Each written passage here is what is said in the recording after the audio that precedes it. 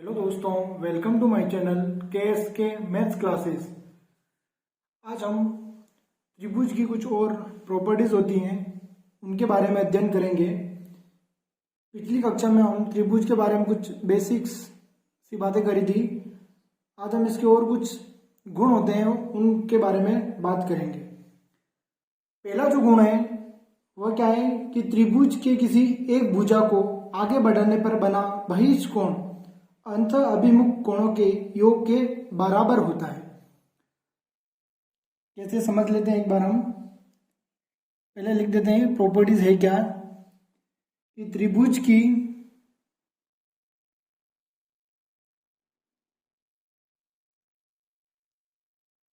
किसी एक भुजा त्रिभुज की किसी एक भुजा को आगे बढ़ाने पर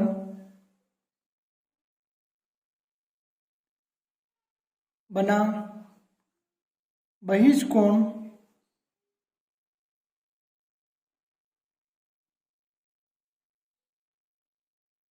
अंतः अभिमुख कोणों के योग के बराबर होता है।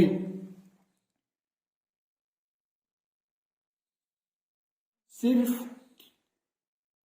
इसे लिखने से इतना समझ में नहीं आ रहा होगा, हम इसको चित्र के माध्यम से समझते हैं कि क्या कहना चाह रहा है। कि हमने एक त्रिभुज बना देते हैं।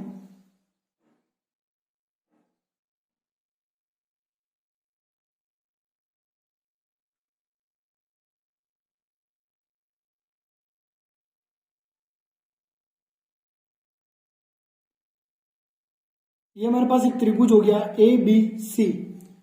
इसमें क्या लिखा है, किसी एक भुजा को आगे बढ़ाने पर। मान लो हमने बी सी जो भुजा है इसको आगे बढ़ाया, इसको हम आगे तक लेके गए। अब इस भुजा को आगे बढ़ाने से जो कोण बन रहा है इस भुजा के साथ, कौन सा कोण, ये कोण। तो इसको, ये जो कोण है इस कोण का मान, ये कोण, ये दोनों कोण कैसे हैं, अंत अभिमुख कोण है। इन दोनों कोणों का जो योग होगा वो इस कोण के बराबर होगा। तो हमने इसको नाम दे दिया कोण 1 और इसको नाम दे दिया कोण 2, इसको नाम दे दिया 3।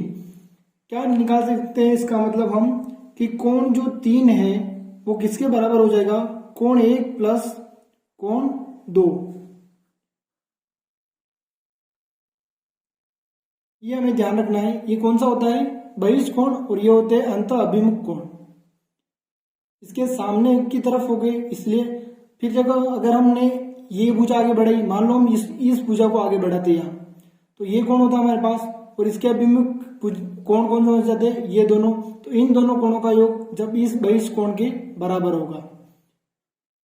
फिर आगे हम बात करते हैं दूसरी प्रॉपर्टीज की कि त्रिभुज में किन्हीं दो भुजाओं के मध्य बिंदुओं को मिलाने पर प्राप्त रेखाखंड तीसरी भुजा के समांतर तथा इसका आधा होता है। यह बहुत ही महत्वपूर्ण प्रॉपर्टीज है त्रिभुज की। सबसे पहले हम लिख देते हैं क्या प्रॉपर्टी है इसकी।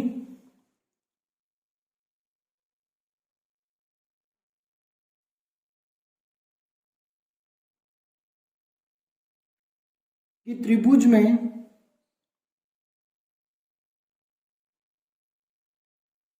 किन्हीं दो भुजाओं के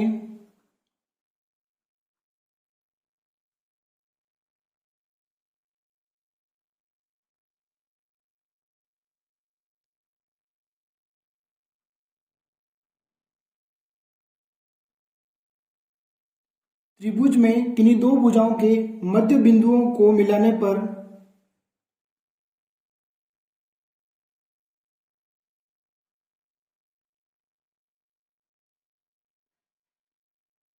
प्राप्त रेखाखंड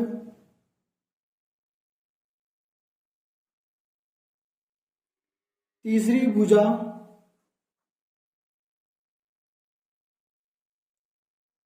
के क्या होता है, समांतर होता है। और क्या होता है, तथा इसका आधा होता है।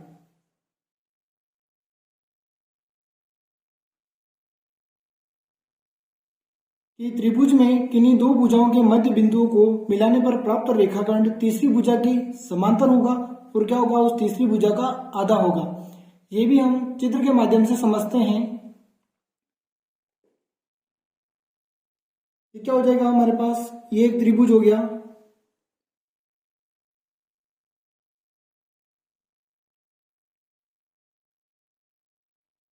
ए बी और सी। हमने भुजा ए बी और ए सी ले ली, ये इसका मध्य बिंदु हो गया और ये इसका क्या हो गया, मध्य बिंदु। अब ये मध्य बिंदु हो गए, इन मध्य बिंदुओं को मिलाने पर जो रेखाखंड प्राप्त हो रहा है हमें, हमने इसको नाम दे दिया पी क्यू। क्या प्राप्त हो रहा है, पी क्यू। तो ये जो पी क्यू हमें प्राप्त हुआ है ये क्या होगा, बी सी के समांतर होगा और क्या होगा, इस बी सी का आधा होगा। तो हम क्या लिख सकते हैं, पी क्यू समांतर का ये चिन्ह है, समांतर होगा किसके, बी सी के, और जो पी क्यू है बराबर होगा किसके, आधा किसका होगा, बी सी का आधा होगा। ये इसकी प्रॉपर्टी हो गई एक और।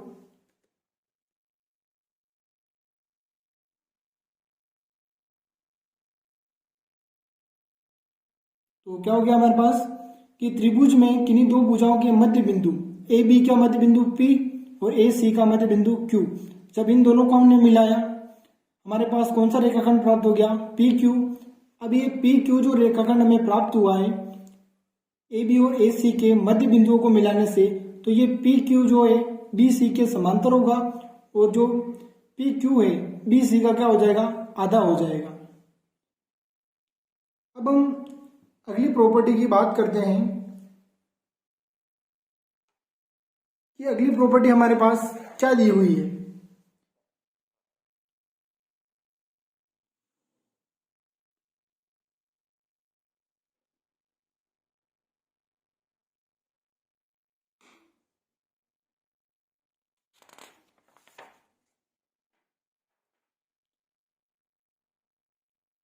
अगली प्रॉपर्टी है हमारे पास कि त्रिभुज में किसी एक भुजा के समांतर खींची गई रेखा अन्य दोनों भुजाओं को समान अनुपात में बांटती है। तो क्या होती है प्रॉपर्टी, पहले चित्र के माध्यम से समझ लेते हैं हम। हमने चित्र बना दिया कि ये कोई त्रिभुज है हमारे पास, कौन सा है, नाम दे दिया हमने ए बी और सी। अब इसमें क्या कहा गया है कि किसी एक भुजा के समांतर खींची गई रेखा, हमने मान लिया बी सी के समांतर हमने एक रेखा खींच दी,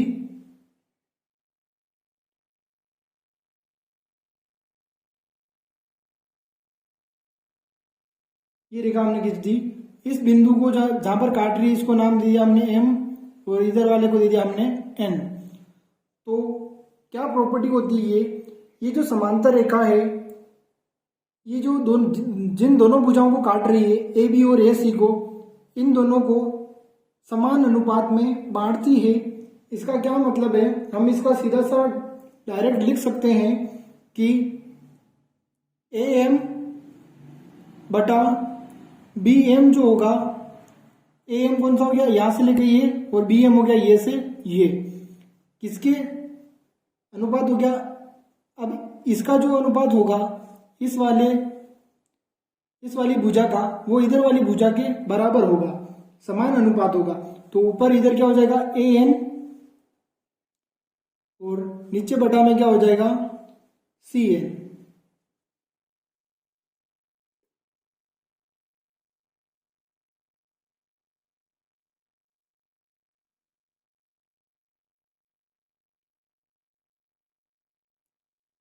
यहां से ये सिर्फ एक ही प्रॉपर्टी नहीं बनती है, अब इन अनुपातों को हम अलग अलग प्रकार से भी लिख सकते हैं।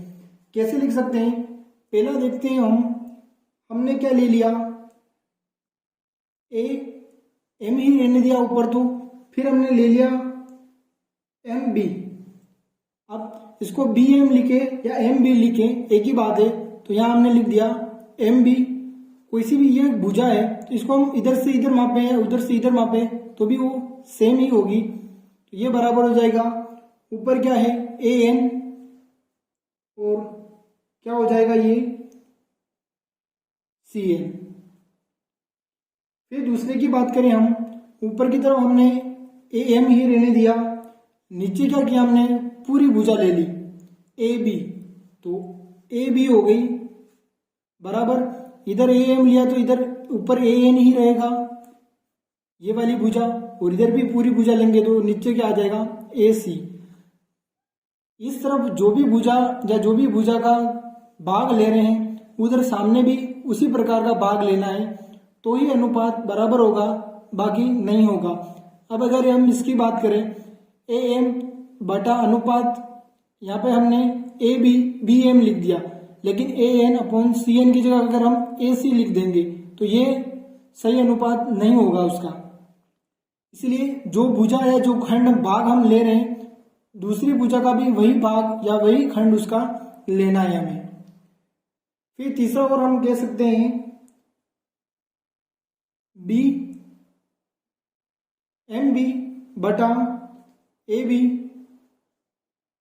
बराबर होगा एन सी बटा ए सी।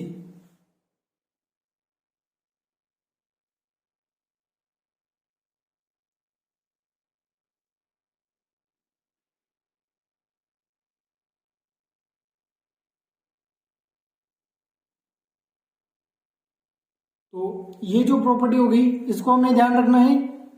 ये किससे होगी कि किसी भी एक भुजा के अगर हम कोई भी एक समांतर रेखा खींचते हैं तो वह समांतर रेखा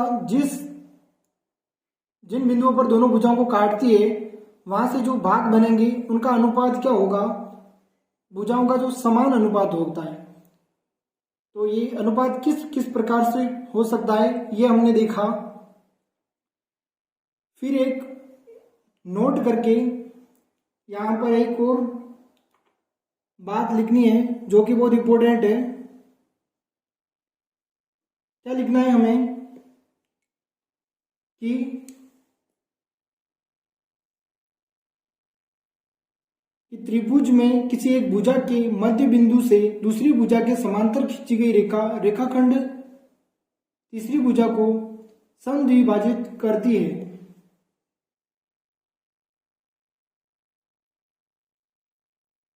चित्र के माध्यम से समझ लेते हैं पहले हम कि इसमें क्या कहना चाह रहे हैं। कि ये कोई भी हमारे पास क्या है त्रिभुज है,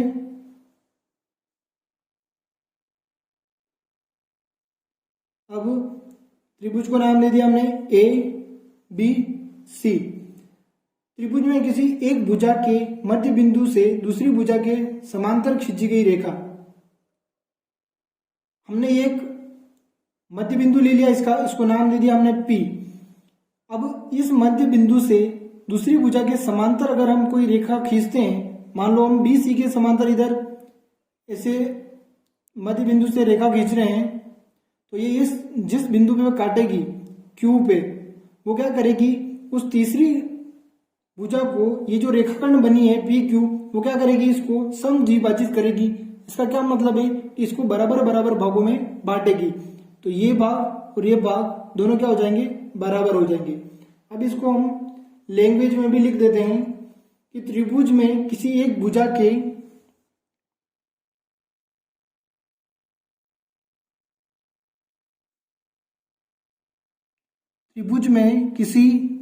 एक भुजा के मध्य बिंदु से दूसरी भुजा के समांतर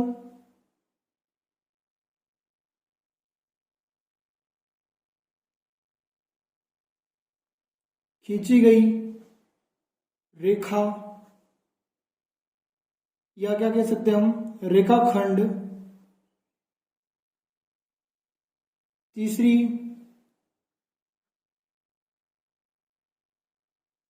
भुजा को